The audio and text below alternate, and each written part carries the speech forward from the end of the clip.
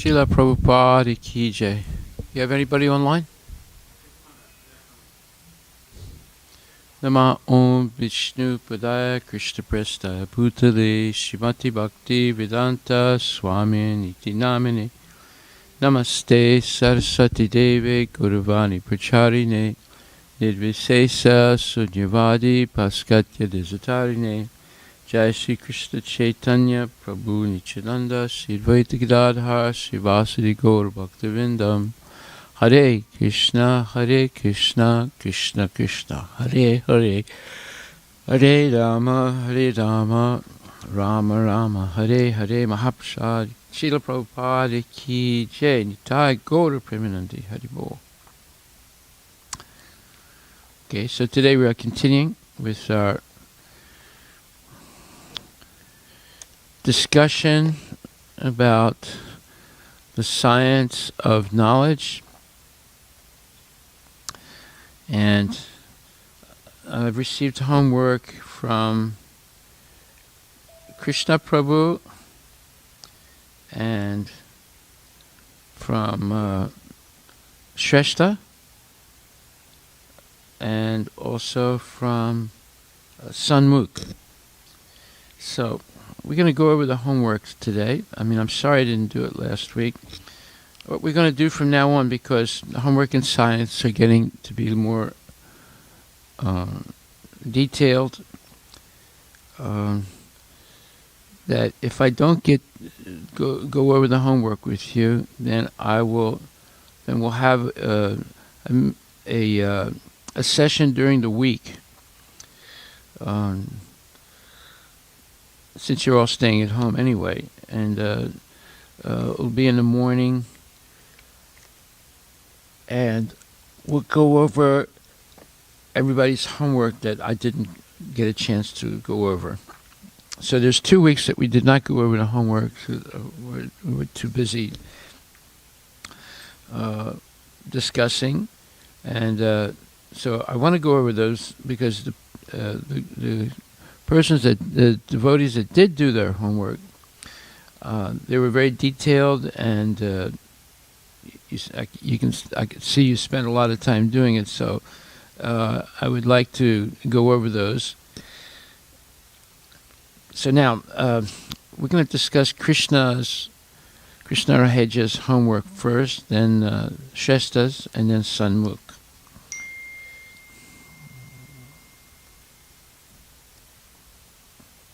So, Krishna first writes, what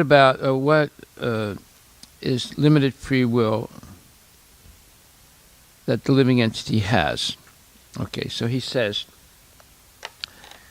in Bhagavad Gita 5.14, it states, as long as he is in the city of the body, he's quoting the verse, he appears to be the master of it, but actually he is neither its proprietor nor controller of its actions and reactions. He is simply in the midst of the material ocean, struggling for existence. The waves of the ocean are tossing him, and he has no control over them. So, 5:14 is an excellent verse, and explaining the real position of the living entity in this material world. So then Krishna writes, when it says, as long as he is in the city of the body, it means that as long as the soul is in the body, it seems like they are in charge, and they are the body. And then Krishna says, but no, they are the soul and do not have control over anything, and there is a controller. Well, when you say you do not have a control over anything, you have limited control. That is, you can make, as we've said many times, we can make limited free will decisions. limited to either we accept what Krishna says and follow it, or reject what Krishna says and don't follow it. So there is some control. Then he says, the waves of the ocean are tossing him, and he has no control over them. Is a reference to the modes of material nature taking control over the person's mind and intelligence. Okay, yeah, the waves of the ocean are tossing him, and he has no control over them. That is the case of a person who is controlled by goodness, passion, or ignorance.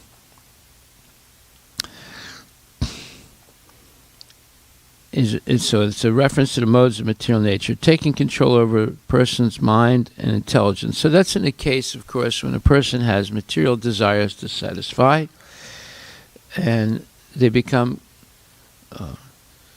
influenced by the modes of material nature, and in their effort to satisfy their material desires, they get more and more controlled and an illusion. And then Krishna says, so this means that as long as we are in the material body, we will be struggling through the wretches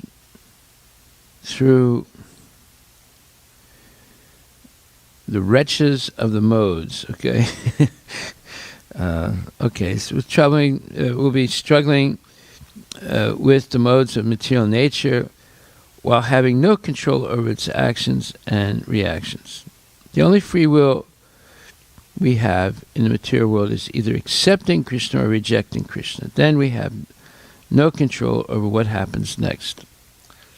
Well, if you accept Krishna's instructions, then you are in control of what you're doing.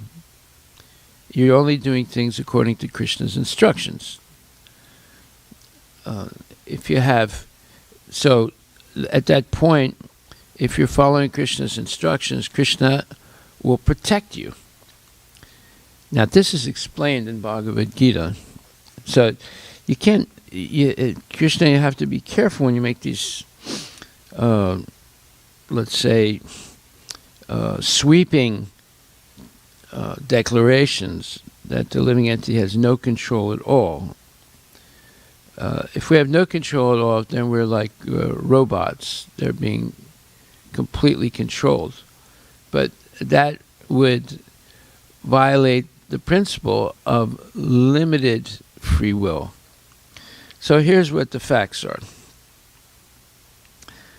You say the only free will we have in the material world is either accepting Krishna or rejecting Krishna. Well, no, yes, accepting Krishna's instructions or rejecting them. Then we have no control over what happens next. No, that's not correct. If we reject Krishna's instructions, then we become controlled by the modes of material nature.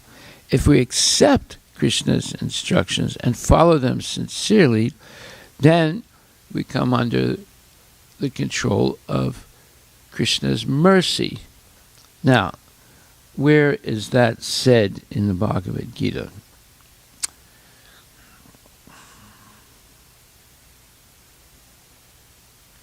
Yeah, this is,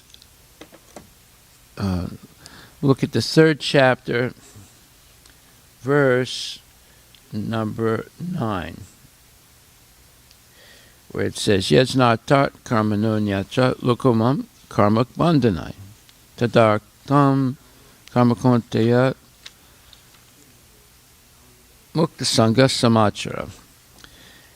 And that's Bhagavad Gita 3rd chapter, verse number 9. It says, work done as a sacrifice for Vishnu has to be performed. Otherwise, work causes bondage in this material world. Therefore, O son of Kunti, perform your prescribed duties for his satisfaction, and in that way you will always remain free from bondage.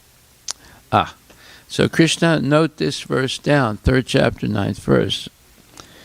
And the purport, Prabhupada says, since one has to work even for the simple maintenance of the body, The prescribed duties for a particular social position and quality are so made that that purpose can be fulfilled. Yajna means Lord Vishnu, or sacrificial performances. All sacrificial performances also are meant for the satisfaction of Lord Vishnu. The Vedas enjoin Yajno Vai Vishnu. In other words, the same purpose is served whether one performs prescribed yagyas or directly serves Lord Vishnu. Krishna consciousness is therefore the performance of yajna as it is prescribed in this verse. The Varnashram institution also aims at satisfying Lord Vishnu. Varnashrama charavata purushena parakpumam Vishnur aradyate. This is the Vishnu Purana 3.8.8. Therefore, one has to work for the satisfaction of Vishnu. Any other work done in this material world would be a cause of bondage. For both good and evil work have their reactions, and every reaction binds the performer. Therefore, one has to work in Krishna consciousness to satisfy Krishna or Vishnu, and while performing such activities, one is in a liberated state. Now get that, Krishna. They're in a liberated state if they're following Krishna's instructions and working for his satisfaction, and that would be also under the influence of or following the advice of bona fide Shiksha Diksha gurus. They're in a liberated state, even in the material world. And what does that mean? That means the modes of material nature no longer have any control over the living entity. And then Prabhupada says, this is the great art of doing work. And in the beginning, this process requires very expert guidance. One should therefore act very diligently under the expert guidance of a devotee of Lord Krishna, or under the direct instruction of Lord Krishna himself, under whom Arjuna had the opportunity to work. Nothing should be performed for sense gratification, but everything should be done for the satisfaction of Krishna. This practice will not only save one from the reaction of work, but also gradually elevate one to this transcendental loving service of the Lord, which alone can raise one to the kingdom of God. So what does it mean? I mean, we've discussed this many times. The great art of doing work. Well, this great art of doing work, that is, working only to please the Lord. That's also explained in the Srimad Bhagvatam, in the verse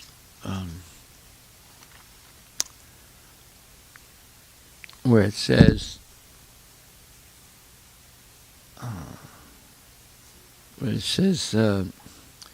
that Samsiddhir Haritoshanam. Samsiddhir Haritoshanam means that the highest perfection of work or life is to please Lord Hari or Krishna. So, if we are engaged always in pleasing the Lord, then we are actually free from karma, free from the reactions of karma, and no longer influenced by the modes of material nature. This is also explained. 2nd chapter, 51st verse of Bhagavad Gita. Karma jam buddhiyukta hi phalam tyakva manisinaha janmabandha vinirmukta padam gachanti namayam. 2nd chapter, 51st verse. By thus engaging in devotional service to the Lord, great sages or devotees free themselves from the results of work in the material world. In this way, they become free from the cycle of birth and death and attain the state beyond all miseries by going back to Godhead. Well, there you are.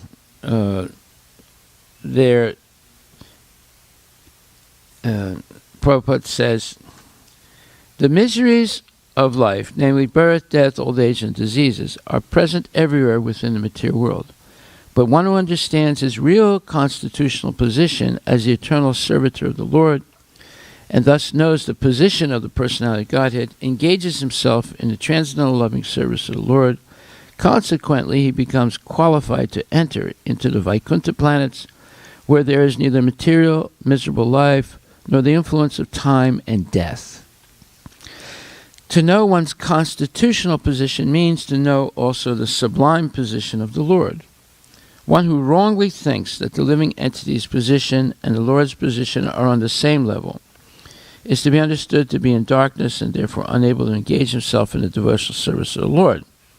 Yeah, so if you're a Mayavadi, you're still in darkness and you're still under the control of the modes of nature.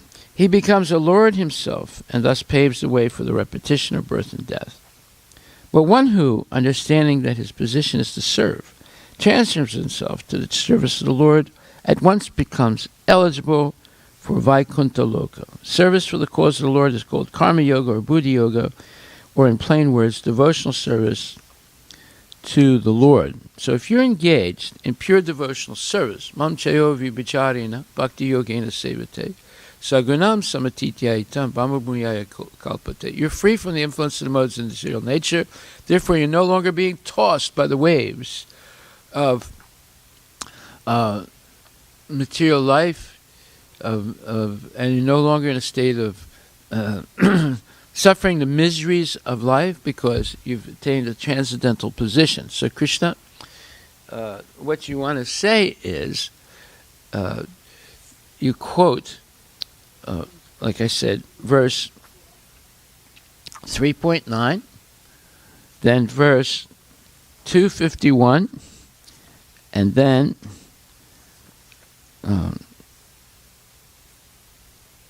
verse 514, and also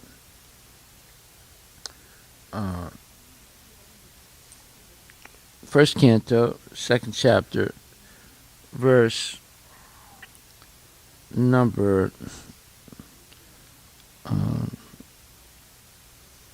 1 second, I'll tell you.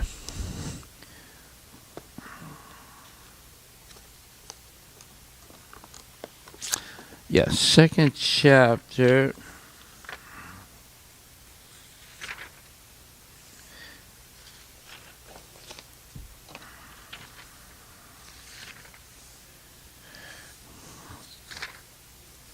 I'm sorry, 1 second. Verse number 13. O best among the twice born, it is therefore concluded that the highest perfection one can achieve by discharging the duties prescribed for one's own occupation, according to caste divisions and orders of life, is to please the personality of Godhead. So, those 3 verses will help you to understand. And then, of course, 14th chapter, 26th verse. So 4 verses, right?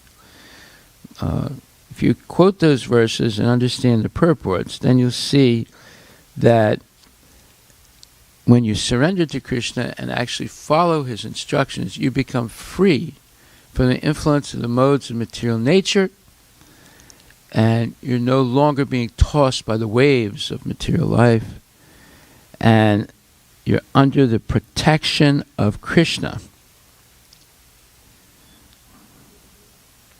So then it says, 1, 2, 14, Tasmat ikana manasa Bhagavan sattvatam pati shrotavya kirtitavyascha smartavya chichat abhayan. Therefore, with one pointed attention, one should constantly hear about, glorify, remember, and worship the personality of Godhead, who is the protector of the devotees. So a person who's actually under the protection of Krishna never insults anybody, never becomes unnecessarily angry. Why? Because they're no longer influenced by the modes of material nature. As long as one has material desires, is attached to sense gratification, they will be offensive, and they're controlled by the modes of material nature and thus become tossed by the waves of material nature. So the position of a devotee who's learned the art of work that is, samsiddhir haritoshanam, pleasing the Lord, is that they're free to act in Krishna consciousness and protected by the Lord himself. Therefore, in the purport to 1.2.14, Srimad Bhagvatam, it says,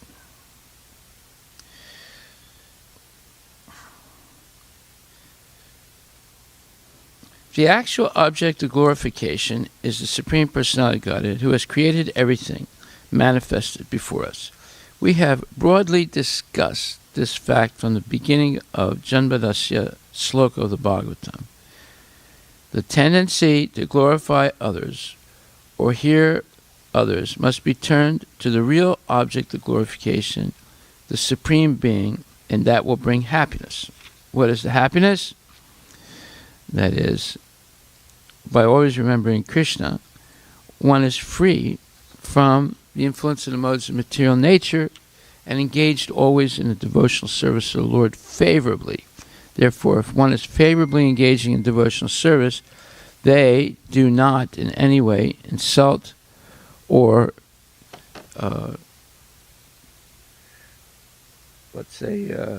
have any influence of the modes of material nature. So, okay, Krishna, I want you to correct your homework, and the point you want to correct is the idea that the only free will we have in the material world is either accepting Krishna or rejecting Krishna. Then we have no control over what happens next. That's not true. You have no control if you reject Krishna's advice. But if you follow Krishna's advice and work only favorably to please the Lord, you are in control, because you're no longer controlled by the modes of material nature. You're controlled by the mercy of the Lord. Okay, so then Krishna writes, dissect the purport of 5.15 and explain the meaning of each line using Shastra. So Krishna says, so I will do some of the sentences that are not self-explanatory or hard to understand.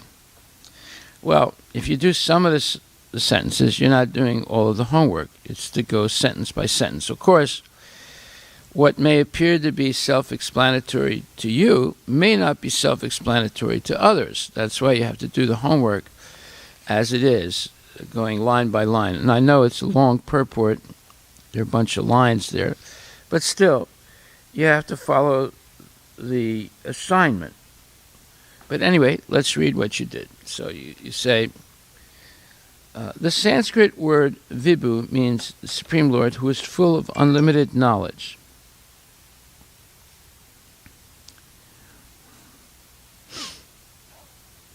Riches, strength, fame, beauty, and renunciation. He is always satisfied in himself, undisturbed by sinful or pious activities. This explains that the Supreme Lord is not, and then your sentence stops there. So you have a missing sentence. You're going to have to complete that. Actually, you should do your homework, do this homework again, Krishna, and go line by line. I know it's a little bit long, but you'll learn a lot by doing it. So you forgot to finish that sentence. So then you go on to something else. You say, he does not create a particular situation for any living entity, but the living entity, bewildered by ignorance, desires to put into certain conditions of life, desires to be put into certain conditions of life, and thereby his chain of action and reactions begins. This means that Krishna does not choose that we suffer. It is because of our own sins in the chain of action and reaction that we suffer. Okay, very good. And then another line, the Lord is omnipotent, but the living entity is not. The Lord is Vibhu, or omniscient, but the living entity is Anu, or atomic. This means that the Lord is all-powerful and omniscient, but the body is faulty and temporary.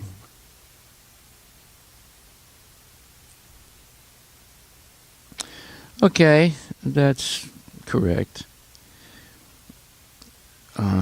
And then you quote, because he is a living soul, he has the capacity to desire by his free will Such desire is fulfilled only by the omnipotent Lord, and so when the living entity is bewildered in his desires, the Lord allows him to fulfill those desires. But the Lord is never responsible for the actions and reactions of the particular situation which may be desired. Then Krishna writes, we have the will to desire, and God has the power to fulfill those desires. Man proposes, and God disposes, is a saying to explain that concept. Okay, but if man proposes and God disposes, who is responsible? Is it God or man? You didn't explain that. That the person who is desiring a particular situation, and then once the possibility to attain that situation is given by the Lord, and they take it, they become responsible, not the Lord. Like, for example, let's say you want to get let's say an Xbox, a Microsoft Xbox, and you keep telling your family that you want to do that, and eventually your father gets that Xbox for you, and then you start using it. Well, when you do that, you are responsible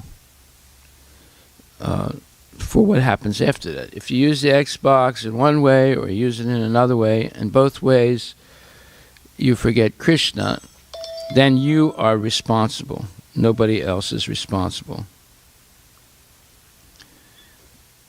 Okay, that's the correct understanding. All right, so let's see what else Krishna said.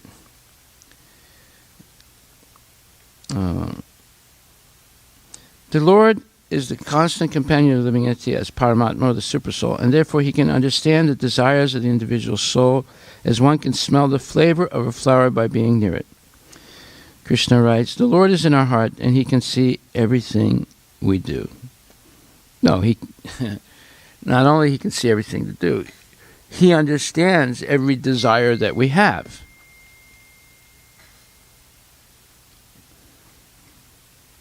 So, therefore, you need to redo your homework, Krishna, up until this point. And then the third part of the homework, write a full explanation about why there is suffering if God is all-merciful. And you do that by looking at Bhagavad Gita 5.14 and 5.15. So, you write, in Bhagavad Gita 5.12, it states that the steadily devoted soul attains unadulterated peace because he offers the result of all activities to me, whereas a person who is not in union with the divine, who is greedy for the fruits of his labor, becomes entangled. Very good quote. This means that a person who serves Krishna and doesn't worry about the results of his personal benefit, but only for the benefit of Krishna, is not subject to the modes of material nature and does not become entangled in them. One who is concerned about the fruits of their actions are entrapped in the modes of material nature, full of misery. Another reason why people suffer, and frankly, a big reason of suffering, is that people sin, and they will surely get the reaction of the sin. Nobody can get past the reactions of sin. In Bhagavad Gita 5.15 it states, because he is a living soul, he has the capacity to desire by his free will. Such desire is fulfilled only by the omnipotent Lord. And so, when the living entity is bewildered in his desire, the Lord allows him to fulfill those desires, but the Lord is never responsible for the actions and reactions of the particular situation which may be desired. He, the Supreme Lord, does not create a particular situation for any living entity, but the living entity, bewildered by ignorance, desires to be put into certain conditions of life, and thereby his chain of action and reaction begins. In conclusion, the suffering we go through is not because God wanted us to suffer. It is because we sinned, and we are simply receiving the result of our actions. Very good, Krishna. Correct? So, the other two parts of your homework, you have to redo it. And part one, you have to correct the mistake. Then we have no control over what happens next. And then point 2, you have to go line by line, not just those lines that you understand, because you won't learn anything if you just do something that you understand. You have to also do the part that you don't understand or you consider to be too hard. And if you're not able to do it, you ask questions. You can ask me, you can email me and ask me a question, or you can talk to me and ask me a question. You don't just ignore the parts of the homework that you don't understand. The whole purpose is to understand those parts. Okay, so now we'll go on to Shrestha's homework. And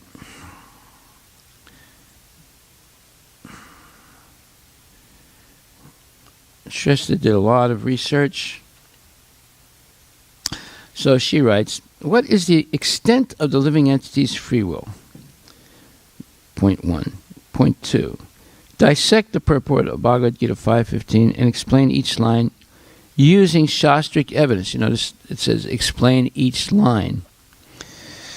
And point 3, write a full expose answering the question, if God is all merciful, then why is there so much suffering in the world? Very good. So point 1, what is the extent of the living entity's free will? So Shrestha writes, what is free will? Free will is the ability to act at one's own discretion. Very good. The free will is the only thing in the material world that is beyond the regulation of the law of karma, which has been granted by the Lord to the living entity.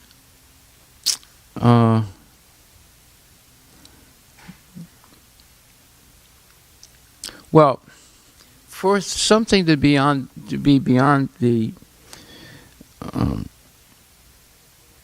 regulation of the law of karma,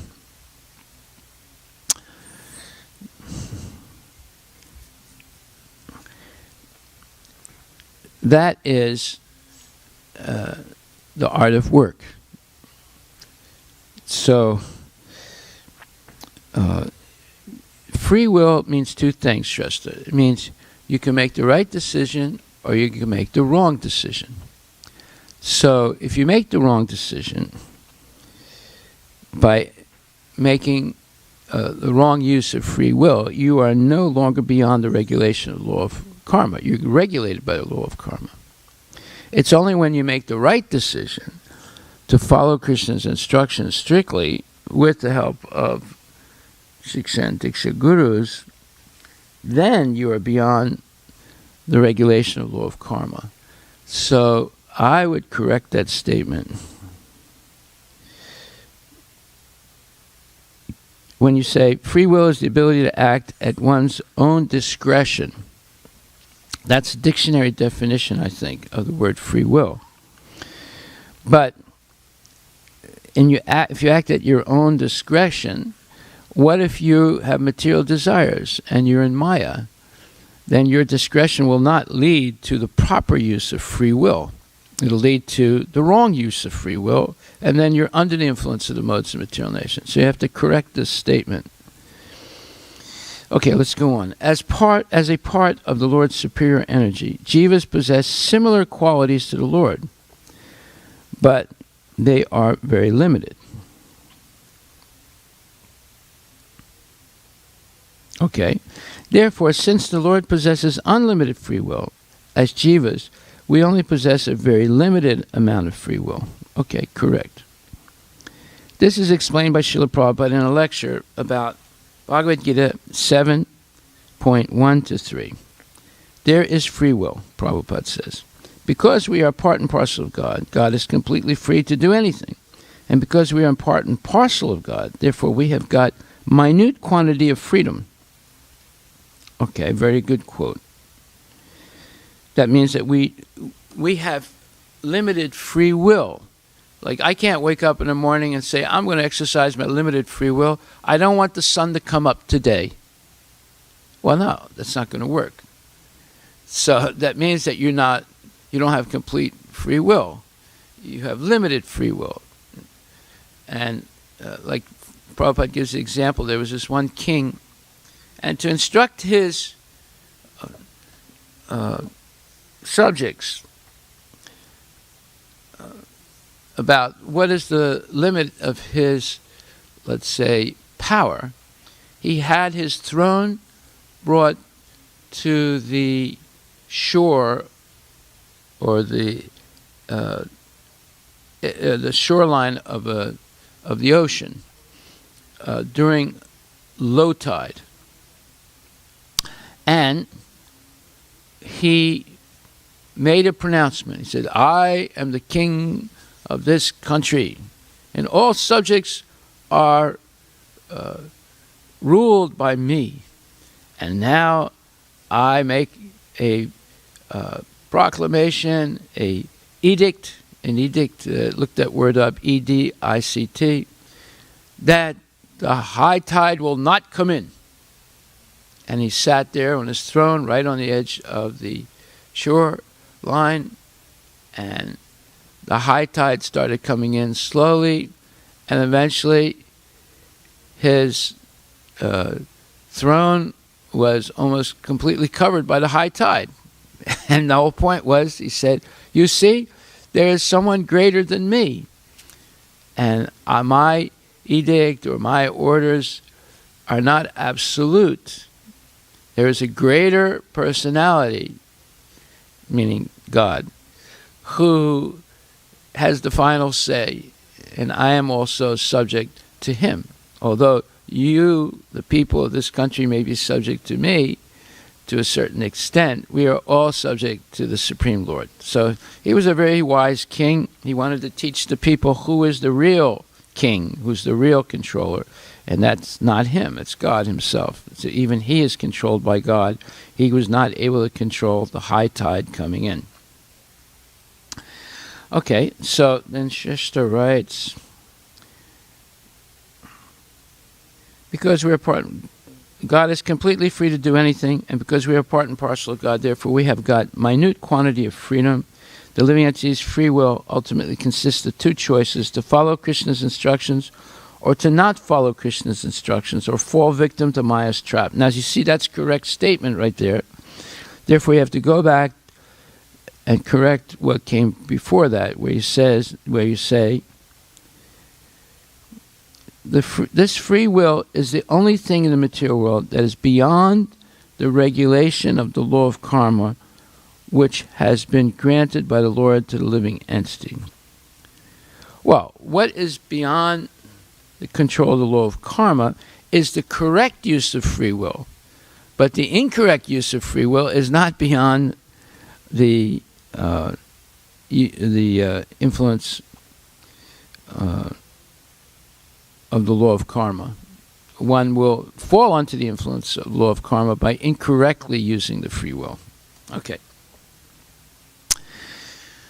Yeah, and therefore, to follow Krishna's instructions or not to follow Krishna's instructions, or to fall victim to Maya's trap. So you fall victim to Maya's trap by not following Krishna's instructions. Then you become controlled by the law of karma. Then Shrestha writes, in Srila Prabhupada Lilamrita, chapter 62, it is written, Prabhupada was given, and now the quote, Prabhupada was given his new disciples, or Prabhupada was giving his new disciples what he knew to be the sublime gift for human life. But they were all individual spirit souls, free agents, and they had to decide out of their own free will to surrender to Krishna or not. Okay, so they can exercise their free will. Yes. But if they exercise it wrongly, they come under the influence of material nature. And if they exercise it correctly, they become free of the control of material nature and come under the control of Krishna's mercy. The living entity's free will ultimately consists of two choices: to follow Krishna's instructions or to not follow Krishna's instructions, or to fall victim. I'm sorry. This excerpt illustrates how the spiritual master may instruct, but ultimately is the living entity's choice whether to take up Krishna consciousness. This is very similar to the proverb, you can take the horse to the water, but you can't make him drink.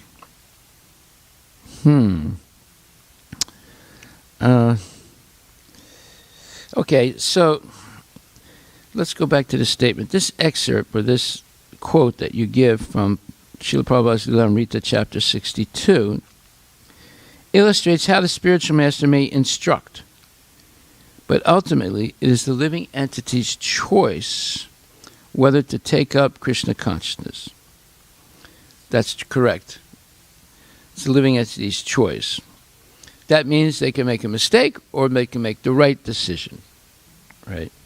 If they make a mistake, it's because they're still controlled by the modes of material nature. They have not engaged in pure devotional service. If they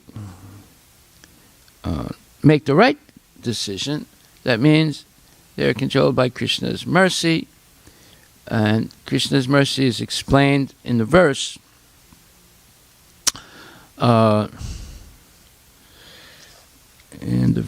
One second. I'll tell you which verse.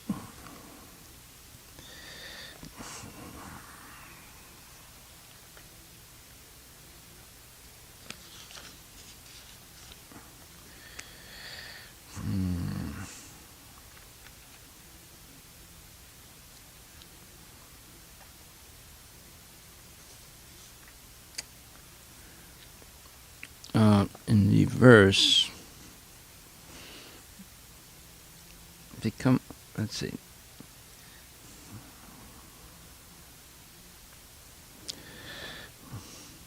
Yeah, when we follow Krishna's instructions, then we rise above the influence of the three modes of material nature. 14:26. And in the fourth chapter, let's take a look at this. Fourth chapter, 14th verse. Let's see what that says. Fourth chapter, 14th verse. Krishna says, Namam karmani limpanti name karma phalespriya itimam yo bijanati karma bir nasakvadyate. There is no work that affects me, nor do I aspire for the fruits of action. One who understands this truth about me also does not become entangled in the fruitive reactions of work. So, in the purport,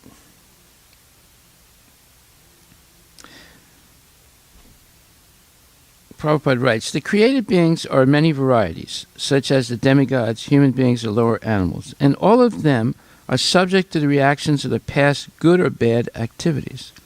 The Lord only gives them the proper facilities for such activities and the regulations of the modes of nature, but He is never responsible for their past and present activities.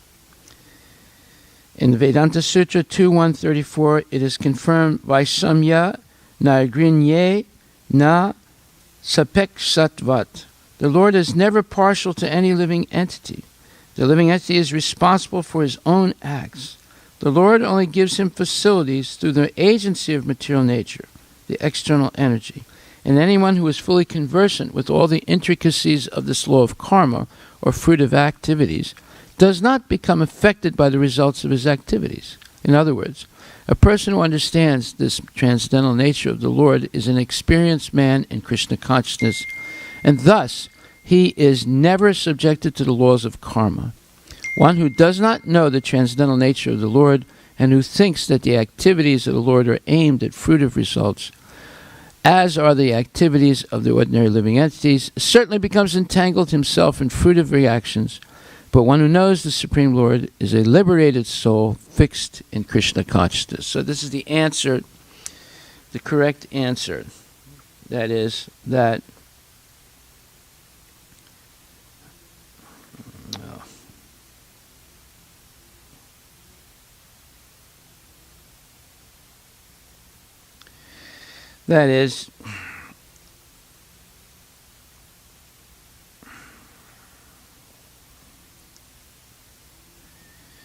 this excerpt illustrates how the Supreme Master, how the spiritual master may instruct, but ultimately it is living as his choice whether to take up Krishna consciousness. This is very similar to the proverb, you can take the horse to the water, but you can't make him drink. Okay, that's correct. In other words, Bhaktisiddhanta Saraswati Thakur gives the example that a man fell into a well, and someone came to save him. And he threw a rope down to the man in the well and said, just grab the rope and I'll save you. And the man said, no, you come down and hand it to me. Well, that's not going to happen. Otherwise, that's two people that are in the well. So we have to actually accept the Lord's instructions and follow them under the instruction of bona fide gurus. Otherwise, we are still controlled by the modes of material nature. And this is the mistake that people make, even sometimes, or even devotees, that unless we actually follow the rules and regulations of Krishna consciousness and always stay under the protective eye of bona fide gurus, we can easily make mistakes and even in the name of Krishna commit offenses and be controlled by the modes of material nature. That's why we always have to be under the scrutiny of bona fide gurus. If not, then we act out of our own discretion, and if we have even a hint of material desire, we will make mistakes. The mistake is not purely following the instructions of Krishna and as given by our acharyas.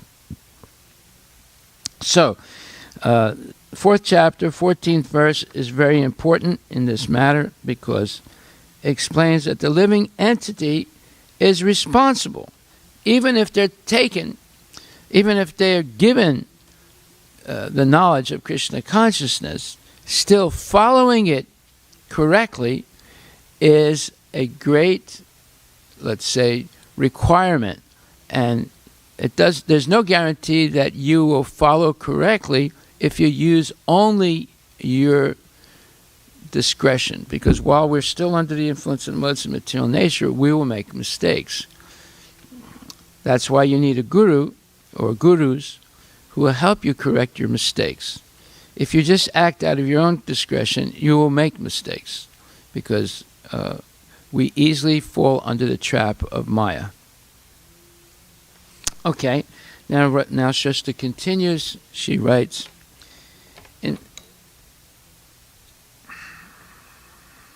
when one has a desire to not follow Krishna's instructions, to execute activities in the material world solely for sense gratification, they do not have the power to carry out their desires.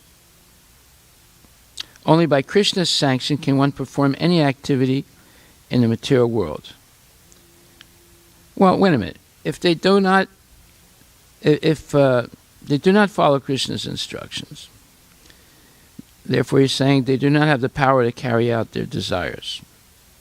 Well, but they still, in illusion, they still carry out their desires. What are you trying to say here? Only by Krishna's sanction can one perform any activity in the material world. This is explained in the purport to 5.15. Okay, let's read what she says. Because he is a living soul, he has the capacity to desire by his free will. Such desire is fulfilled only by the omnipotent Lord. So actually our free will is very limited in that we cannot do whatever we wish to do, although it appears as if we are acting on our own accord in the material world. Okay, correct. Krishna's hand is in everything. Ultimately, everything is maintained and created by the Lord. Okay, that's a fact. In other words, we have to have Krishna's help to either sin or to act correctly in pure devotional service. However, such desire, whether it's for sense gratification or for Krishna consciousness, is fulfilled only by the omnipotent Lord. No. When you say that the Lord is fulfilling your desire, there's a subtle difference here. The Lord gives the facility, but it doesn't force the living entity to sin. The living entity makes that own decision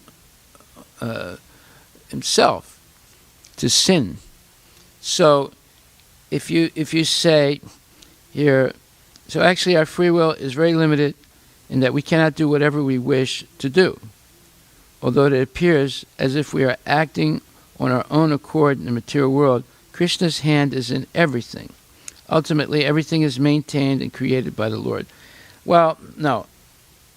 The correct understanding is that when we don't follow Krishna's instructions and we desire something that is not pleasing to the Lord, we come under the control of Maya. And Krishna is not directly responsible for what we do. He's not responsible for what we do there. We're coming under the control of his material energy. So, therefore, it says, Daivihi sagunamayi mama maya duratyaya. Mameviye prapadyante mayamitam tarantite. So, if we come under the control of mama maya duratyaya, of Maya, then Krishna is not forcing us to do something wrong. Maya is enticing us to such a degree that we do something wrong, but because we're desiring it. See, there's a difference. See, that's why it says desire is a subtle form of conditioning. By bad association, one will begin to desire things that are not Krishna conscious. And they desire to be in a situation where Krishna is not controlling them, or let's say, not inspiring them to do the right thing. That's by not coming to class, not doing the homework, watching television, going on Instagram, talking nonsense to friends, hearing all types of things that are not Krishna conscious. So then one comes under the influence of Maya. So then Maya, Mama Maya Duratyaya, which is impossible to overcome, controls us.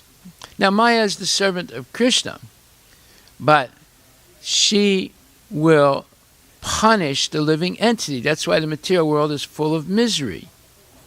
See? So what do we learn from that? By suffering, we learn that we're making these mistakes because of our false desires, our corrupt desires. And desire is the subtle form of conditioning. So then we need to purify our desires by regularly hearing Bhagavad Gita and Srimad Bhagvatam spoken by genuine devotees who repeat simply what Krishna says and what the acharyas say, and who give an example of following. Then we become inspired to do the right thing. But if we're always associating with materialistic people, hearing all their nonsense talks and philosophies and theories and speculations, then we become influenced by it, and we begin to desire certain situations that are not Krishna conscious, and eventually Krishna says, okay, you want it? Then here's the opportunity. And then Maya acts on us and gives us these opportunities, and now we're under the control of Maya, not under Krishna. Krishna is the controller of Maya, so indirectly he's still the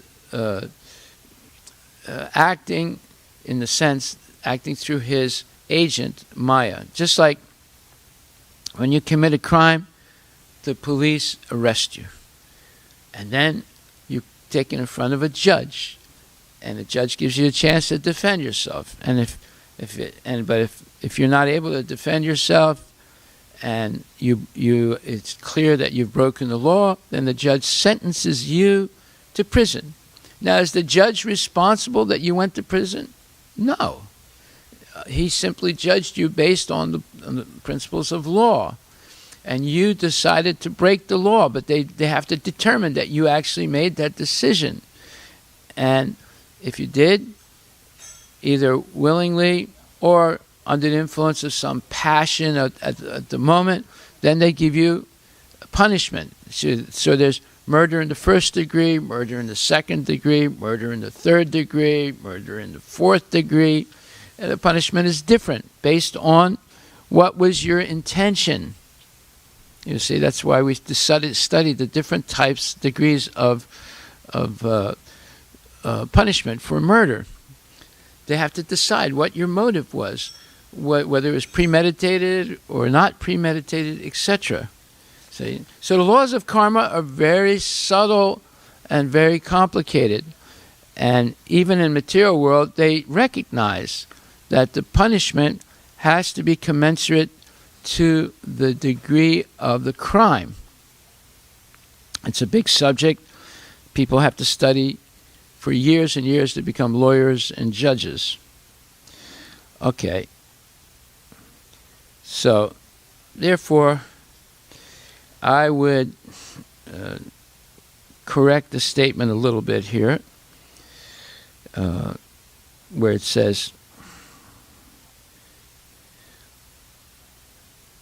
well, this part is, although it appears as if we are acting on our own accord in the material world, Krishna's hand is in everything. Ultimately, everything is maintained and created by the Lord. Well, Krishna's hand is not forcing us to commit a sin. But when we desire certain conditions that are not Krishna conscious, and certain desires that are not Krishna conscious, and desiring conditions in which we're not in Krishna consciousness, then we're under the influence of Maya.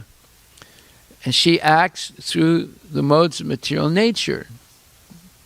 And that controls us, in a sense, almost as if we're impelled to, look this word up, impelled, impelled to commit sinful activities. But that's only because of our desire. Okay, so then we're going to have to stop right now because we're going to have our Bhakti Vinod program.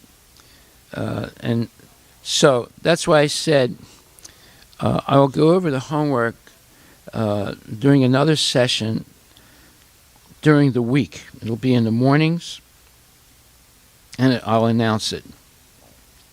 But anyway, Shrestha did an excellent homework, but there are a few little subtle points I wanted to address, and I'll continue tomorrow with her homework. Now, for tomorrow, everyone who did homework, well, okay, so I went over Krishna Raheja and a little bit of Shestras. You have to correct or supplement what you've written to bring out these subtle points. And there's that verse, 4th chapter, 14th verse, 2nd chapter, 51st verse, and there is the 1st canto, 2nd chapter, verse 13, and a whole bunch of other verses that I spoke about to get a clearer idea of who is responsible for sinful activity. Okay, so Krishna and Shrestra can correct or enhance their explanations of what I covered.